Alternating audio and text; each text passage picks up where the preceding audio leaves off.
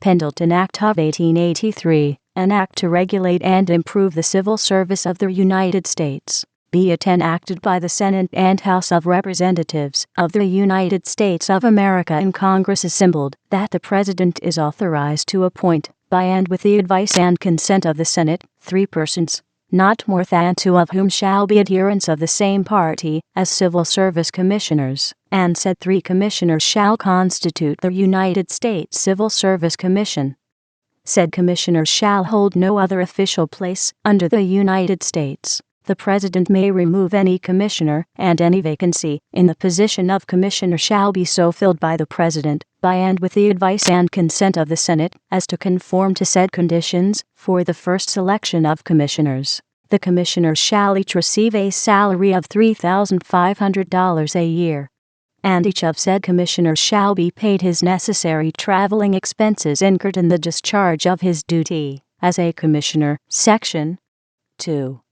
That it shall be the duty of said commissioners, first, to aid the President, as he may request, in preparing suitable rules for carrying this act into effect, and when said rules shall have been promulgated, it shall be the duty of all officers of the United States, in the departments and offices to which any such rules may relate, to aid, in all proper ways, in carrying said rules, and any modifications thereof, into effect. Second, and, among other things, said rules shall provide and declare, as nearly as the conditions of good administration will warrant, as follows: first, for open, competitive examinations, for testing the fitness of applicants for the public service now classified, or to be classified hereunder. Such examinations shall be practical in their character, and so far as may be shall relate to those matters which will fairly test the relative capacity and fitness of the persons examined to discharge the duties of the service into which they seek to be appointed. Second, that all the offices, places, and employments so arranged, or to be arranged in classes, shall be filled by selections according to grade from among those graded highest, as the results of such competitive examinations. Third, appointments to the public service aforesaid in the departments at Washington shall be apportioned among the several states and territories, and the District of Columbia, upon the basis of population, as ascertained at the last preceding census. Every application for an examination shall contain, among other things, a statement, under oath, setting forth his or her actual bona fide residence at the time of making the application, as well as how long he or she has been a resident of such place. Fourth, that there shall be a period of probation before any absolute appointment or employment aforesaid. Fifth, that no person in the public service is for that reason under any obligations to contribute to any political fund, or to render any political service, and that he will not be removed or otherwise prejudiced for refusing to do so. Sixth, that no person in said service has any right to use his official authority or influence to coerce the political action of any person or body. Seventh, there shall be non-competitive examinations in all proper cases before the Commission, when competent persons do not compete, after notice has been given of the existence of the vacancy, under such rules as may be prescribed by the Commissioners, as to the manner of giving notice. Eighth, that notice shall be given in writing by the appointing power to said commission of the person selected for appointment or employment from among those who have been examined, of the place of residence of such persons, of the rejection of any such persons after probation, of transfers, resignations, and removals, and of the date thereof, and a record of the same shall be kept by said commission. And any necessary exceptions from said 8 fundamental provisions of the rules shall be set forth in connection with such rules, and the reasons therefore shall be stated in the annual reports of the Commission. Third, said Commission shall, subject to the rules that may be made by the President, make regulations for, and have control of, such examinations, and, through its members, or the examiners, it shall supervise and preserve the records of the same, and said Commission shall keep minutes of its own proceedings. Fourth, said Commission may make investigations concerning the facts, and may report upon all matters touching the enforcement and effects of said rules and regulations, and concerning the action of any examiner or board of examiners hereinafter provided for, and its own subordinates, and those in the public service, in respect to the execution of this act. Fifth, said commission shall make an annual report to the President for transmission to Congress, showing its own action, the rules and regulations, and the exceptions thereto in force, the practical effects thereof, and any suggestions it may approve for the more effectual accomplishment of the purposes of this Act. Section .3. That said commission is authorized to employ a chief examiner, a part of whose duty it shall be, under its direction, to act with the examining boards, so far as practicable, whether at Washington or elsewhere, and to secure accuracy, uniformity, and justice in all their proceedings, which shall be at all times open to him. The chief examiner shall be entitled to receive a salary at the rate of $3,000 a year, and he shall be paid his necessary traveling expenses incurred in the discharge of his duty. The commission shall have a secretary, to be appointed by the President, who shall receive a salary of $1,600 per annum. It may, when necessary, employ a stenographer and a messenger, who shall be paid, when employed, the former at the rate of $1,600 a year, and the latter at the rate of $600 a year. The commission shall, at Washington, and in one or more places in each state and territory where examinations are to take place, designate and select a suitable number of persons, not less than 3, in the official service of the United States, residing in said state or territory, after consulting the head of the department or office in which such persons serve, to be members of boards of examiners, and may at any time substitute any other person in said service living in such state or territory, in the place of anyone so selected. Such boards of examiners shall be so located as to make it reasonably convenient and inexpensive for applicants to attend before them, and where there are persons to be examined in any state or territory, examinations shall be held therein at least twice in each year. It shall be the duty of the collector, postmaster, and other officers of the United States, at any place outside of the District of Columbia where examinations are directed by the President or by said board to be held, to allow the reasonable use of the public buildings for holding such examinations, and in all proper ways to facilitate the same. Section 4. That it shall be the duty of the Secretary of the Interior to cause suitable and convenient rooms and accommodations to be assigned or provided, and to be furnished, heated, and lighted, at the city of Washington, for carrying on the work of said commission and said examinations, and to cause the necessary stationery and other articles to be supplied, and the necessary printing to be done for said commission. Section 5. That any said commissioner, examiner, copyist, or messenger, or any person in the public service who shall willfully and corruptly, by himself or in cooperation with one or more other persons, defeat, deceive, or obstruct any person in respect of his or her right of examination according to any such rules or regulations, or who shall willfully, corruptly, and falsely mark, grade, estimate, or report upon the examination or proper standing of any person examined hereunder, or aid in so doing, or who shall willfully and corruptly make any false representations concerning the same or concerning the person examined, or who shall willfully and corruptly furnish to any person any special or secret information for the purpose of either improving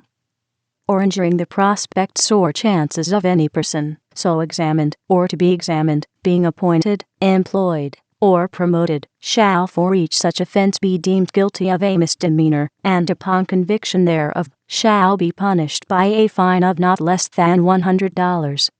nor more than $1,000, or by imprisonment not less than 10 days, nor more than 1 year, or by both. Such fine and imprisonment. Section 6. That within 60 days after the passage of this Act it shall be the duty of the Secretary of the Treasury, in as near conformity as may be to the classification of certain clerks now existing under the 163rd section of the revised statutes, to arrange in classes the several clerks and persons employed by the collector, naval officer, surveyor, and appraisers, or either of them, or being in the public service, at their respective offices in each customs district, where the whole number of said clerks and persons shall be altogether as many as 50. and thereafter, from time to time, on the direction of the President, said Secretary shall make the like classification or arrangement of clerks and persons so employed, in connection with any said office or offices, in any other customs district. And, upon like request, and for the purposes of this act, said Secretary shall arrange in one or more, of said classes, or of existing classes, any other clerks, agents, or persons employed under his department in any said district not now classified, and every such arrangement and classification upon being made shall be reported to the President. Second,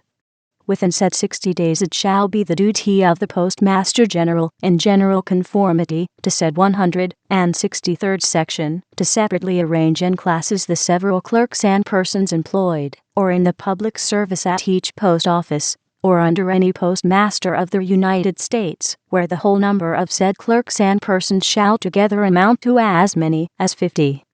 And thereafter, from time to time, on the direction of the President, it shall be the duty of the Postmaster General to arrange in like classes the clerks and persons so employed in the postal service in connection with any other post office, and every such arrangement and classification upon being made shall be reported to the President.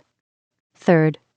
that from time to time said Secretary, the Postmaster General, and each of the heads of departments mentioned in the 158th section of the revised statutes, and each head of an office, shall, on the direction of the President, and for facilitating the execution of this act, respectively revise any then existing classification or arrangement of those in their respective departments and offices, and shall, for the purposes of the examination herein provided for, include in one or more of such classes, so far as practicable, subordinate places, clerks, and officers in the public service pertaining to their respective departments not before classified for examination. Section 7. That after the expiration of 6 months from the passage of this act no officer or clerk shall be appointed, and no person shall be employed to enter or be promoted in either of the said classes now existing, or that may be arranged hereunder pursuant to said rules, until he has passed an examination, or is shown to be specially exempted from such examination in conformity herewith. But nothing herein contained shall be construed to take from those honorably discharged from the military or naval service any preference conferred by the 1754th section of the revised statutes, nor to take from the President any authority not inconsistent with this act conferred by the 1753rd section of said statutes, nor shall any officer not in the executive branch of the government, or any person merely employed as a laborer or workman, be required to be classified hereunder, nor, unless by direction of the Senate, shall any person who has been nominated for confirmation by the Senate be required to be classified or to pass an examination. Section 8. That no person habitually using intoxicating beverages to excess shall be appointed to, or retained in, any office, appointment, or employment to which the provisions of this act are applicable. Section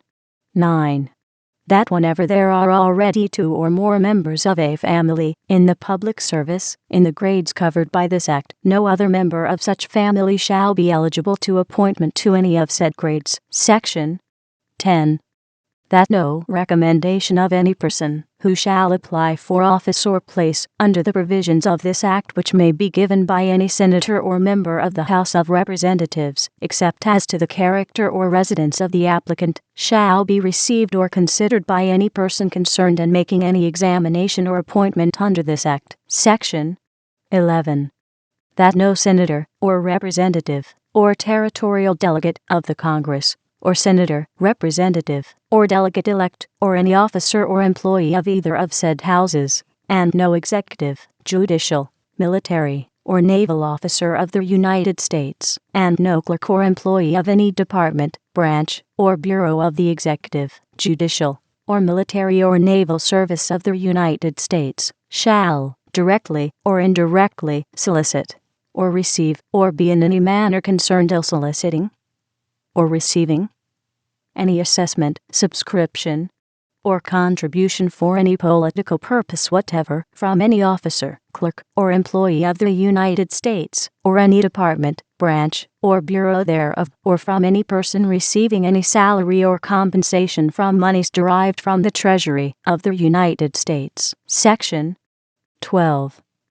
That no person shall, in any room or building occupied in the discharge of official duties by any officer or employee of the United States mentioned in this act, or in any navy yard, fort, or arsenal, solicit in any manner whatever, or receive any contribution of money, or any other thing of value, for any political purpose whatever. Section 13. No officer or employee of the United States mentioned in this act shall discharge, or promote, or degrade, or in manner change the official rank or compensation of any other officer or employee, or promise, or threaten so to do, for giving, or withholding, or neglecting to make any contribution of money, or other valuable thing, for any political purpose. Section 14. That no officer, clerk, or other person in the service of the United States shall, directly or indirectly, give, or hand over to any other officer, clerk, or person, in the service of the United States, or to any senator or member of the House of Representatives, or territorial delegate, any money, or other valuable thing on account of or to be applied to the promotion of any political object whatever. Section 15. That any person who shall be guilty of violating any provision of the foregoing sections shall be deemed guilty of a misdemeanor, and shall, on conviction thereof, be punished by a fine not exceeding $5,000, or by imprisonment for a term not exceeding 3 years, or by such fine and imprisonment both, in the discretion of the court. Approved, January 16, 1883.